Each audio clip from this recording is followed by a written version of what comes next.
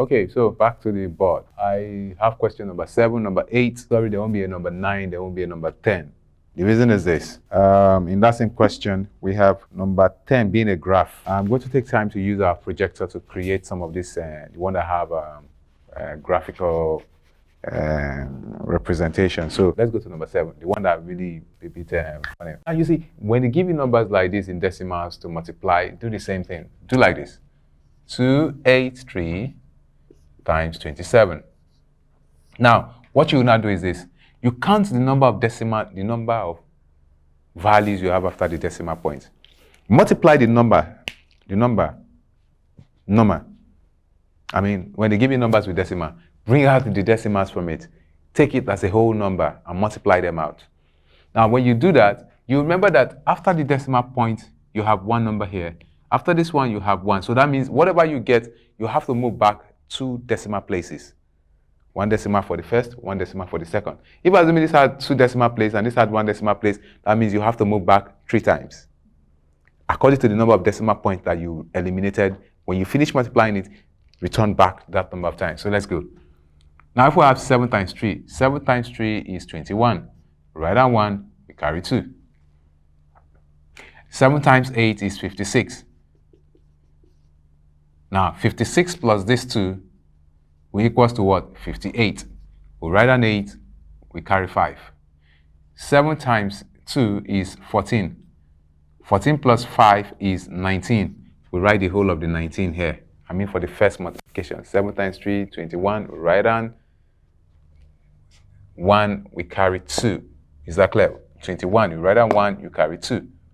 You don't place the 2 here so you don't cause confusion because I'll still use 2 to multiply. 7 times 8 is 56. 56 plus the 2 is 58. You write down 8, you carry 5. 7 times 2 is 14, plus this 5, 19. That's the 19. Now here, 2 times 3, 6. 2 times 8, 16. Write down 6, carry 1. 2 times 2 is 4, plus 1, 5. So we sum this up. This will give us 1. 14 take 1, 10. 16. Write down 6, carry 1. That's 6, and this is 7. So we have 1, 4, 6, 7. So now, because of these 2 decimal points that you've taken out, so you need to move 1, 2, and place your decimal point here. Not from here, from the back. So the answer to this will give us what? 76.41.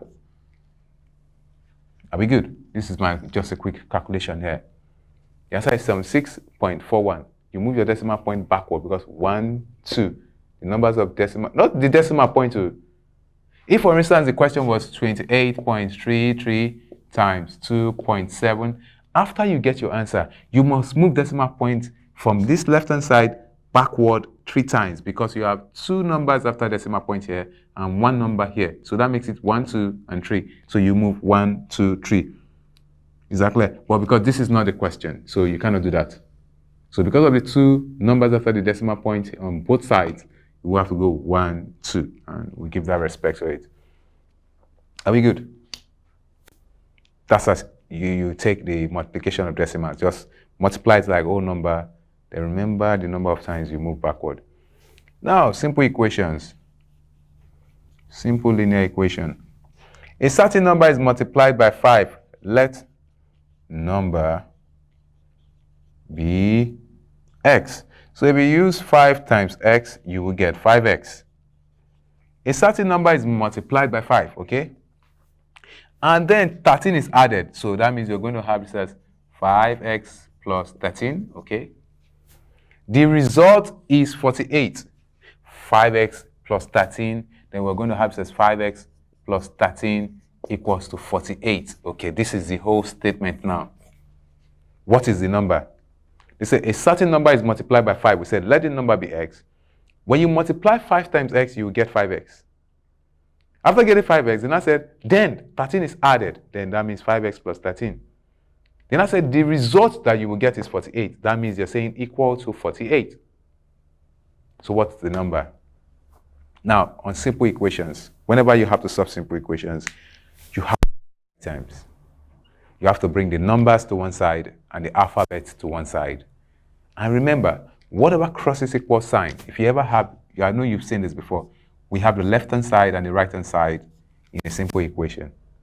So any number that has a positive sign, if it crosses here, changes to what? Negative. And if the number is negative, if it crosses, it changes to what? Positive. That's when you're collecting like terms. So what I'm going to do in this case is, if I have 5x plus 13 equals to 48, I am going to move this 13 to meet 48. But remember, the 13 is positive, so it has to be negative. So this gives us 5x equals to 48 minus 13. So if we have this, this will give us 5x equals to 48 minus 13 should give us about 45. No, 35 precisely. 35. So when you get to this part in simple equations, what do? Divide both sides by 5. This will give us 5x divided by 5. 35 divided by 5. Gone. X equals to 7. So the answer is 7. The answer to number 8 is 7. Is that clear? So that's how you take care of that simple equation. Okay, number 12. They said the volume of a cylindrical tank. Let's get a cylindrical tank out quickly. Base area equals to 27 meters square. And its depth is 12 meters. So the depth, despite is something I wrote inside, it still means the height. Whenever they hear the word depth, this is 12 meters. The word depth means height. If you're outside observing an object, you call it what's the height of it. But if you're right above it, probably you're right here above it. If you're standing on top of this cylindrical tank, then you'll be looking at the depth.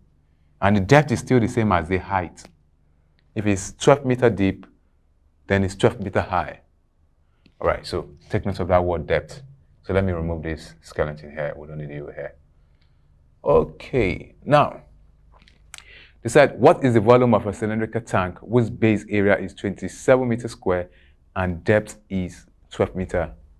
Let me call your attention back to when we solve volume of the cuboid. Number 3 question, if I'm not mistaken. Number 3 question. When we solve the volume of the cuboid, I said the volume of the cuboid is length times breadth times height. Fine. But there's something that I want to say again here. The volume of every 3D shape or every solid shape is base area times height. All of them, both square, both cube, both cuboid, both cylinder, both cone, both sphere. Are you there? Trapezoid, and so on. So volume equals to base area times height. That was why in the cuboid, you remember the cuboid, if you look at the cuboid, the base is a rectangle. That was why you had length times breadth times height for the cuboid. All 3D shape, this is the formula for all 3D shapes when it comes to volume. Whether it is a cylinder, whether it is a cuboid, whether it's a cube, the base area times the height. So if you give me this now, for instance, since I know they've given me the base area as 27 centimeters square, and they're telling me it is 12 meters deep, then therefore the volume equals to 27 meters square times 12 meter, which equals to volume equals to, let's see, 27 times 12. 4, take 1, 4, 5, 7, 2, 4, 2, 3, 2, 4. So we have this as 3, 2, 4 meter. This meter square will times this meter will give us meter cube. That's your answer. So all 3D shapes carry the same volume, base area times height. What's the volume of a cylinder? And let me even give you a quick formula. The volume of a cylinder, should the case they don't put the question like this next time. The volume of cylinder equals to pi r square times height. This is the base area. Pi r square times height. But because they've calculated base area for us, and this 12 is the height, so the base area given to us, no point wasting time. Just carry the depth given, use it to times the what? The base area. Then you're good. Are we there? All right, so number 13. How long will it take a man to cover a distance of 7 kilometers by walking 4 kilometers per hour? You should memorize this. It's very important. So speed, distance, and time.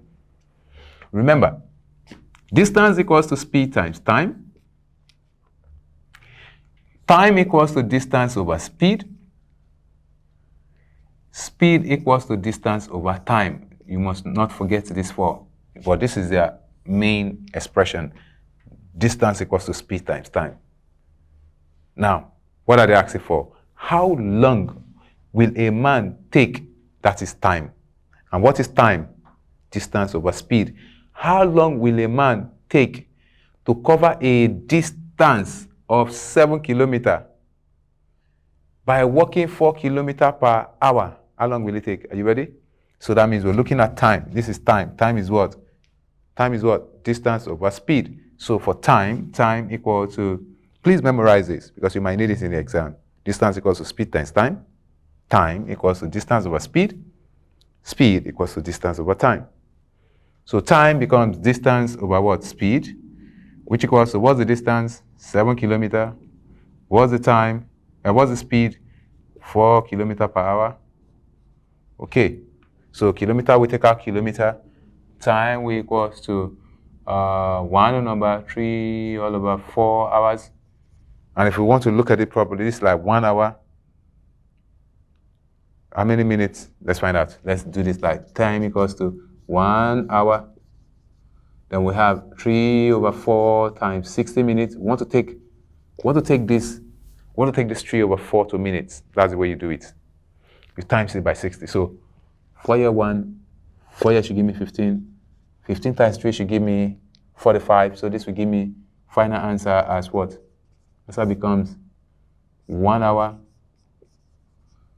3 times 15 is 45 minutes. This is the answer here.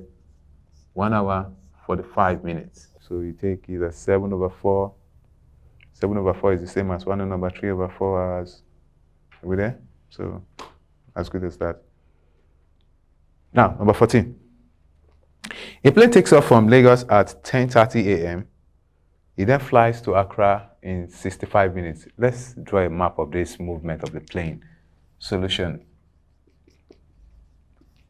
A plane takes off from Lagos. This is Lagos at 10:30 a.m. It takes off Lagos at 10:30 a.m. and flies to Accra in 65 minutes. So it gets to Accra and spends what? Plus 65 minutes, okay? Now, it makes a stop for 40 minutes at Accra. At this Accra, it had to stop for another what? Plus 40 what? Minutes. Stop for 40 minutes, okay, plus 40 minutes. And then flies back to Lagos in 70 minutes. So plus 70 minutes, it came back to Lagos in plus 70 minutes time, okay? What time does it land again in Lagos Airport? So what we're going to do is this. It left Lagos 10:30 a.m. It used 65 minutes to get to Accra, Ghana. It spent 40 minutes while probably refueling or whatever, was 40 minutes there. And I used 70 minutes to fly back. So what we're going to do is to add 65 plus 40 plus 70. This is 5. 10 plus 7 is 17. So he used a total of 175 minutes.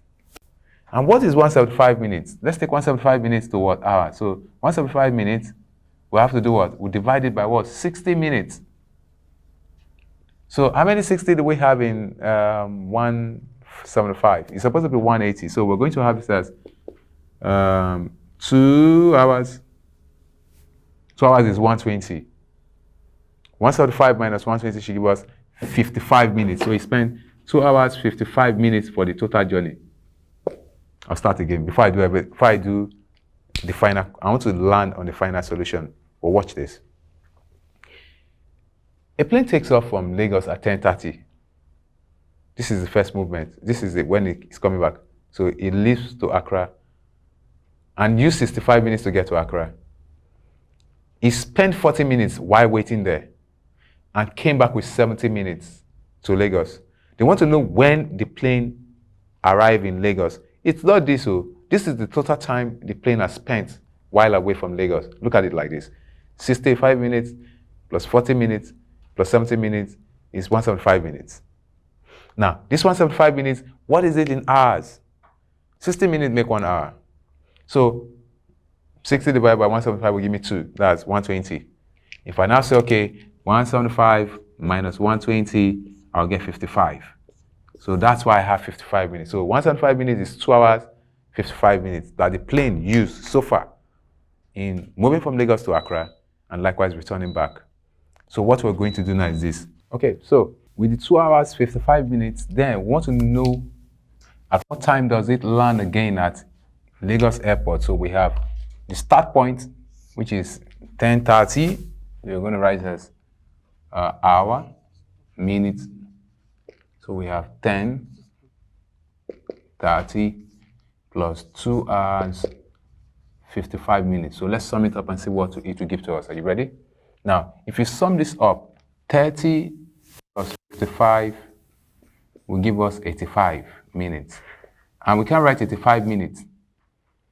85 minutes will be 85 divided by 60, which equals to 1 hour, 25 minutes. So 85 minutes is 1 hour, 25 minutes. So instead of writing 85 here, I'm not going to write 85, I'll write 25 here. Then the 1 hour, I will now take it and add it here. So 10 plus 12, 10 plus 2 is 12, plus the additional 1 will give me what? 13. This is 13.25. And 13.25 in terms of PM is like saying, this is like saying 13, which is the same as final answer as 1:25 p.m. This is when it's going to land. From 10:30 a.m., if you add 2 hours, 55 minutes, you're going to get 1 hour, 1:25 p.m. That's when the airplane will return back to Lagos. So these are calculations I just did. I will do a quick one again. The airplane left Lagos at 10:30, 65 minutes to get to Accra, 40 minutes for a stop, 70 minutes back. So I summed everything up, which gives us 175 minutes. And that 175 minutes is 2 hours, 55 minutes. So if I add 2 hours, 55 minutes plus 10:30, this is what I get. 30 plus 55 is 85. You can't write 85 minutes. 85 minutes is the same as 1 hour, 25 minutes. So you put down the 25, carry 1 up, and add to this. 1 plus 10 is 11, plus 2, 13. 13.25 hours is the same as 1:25 p.m. So this is where the plane is supposed to be in Lagos back. Okay, let's get more questions written on the board, okay? All right.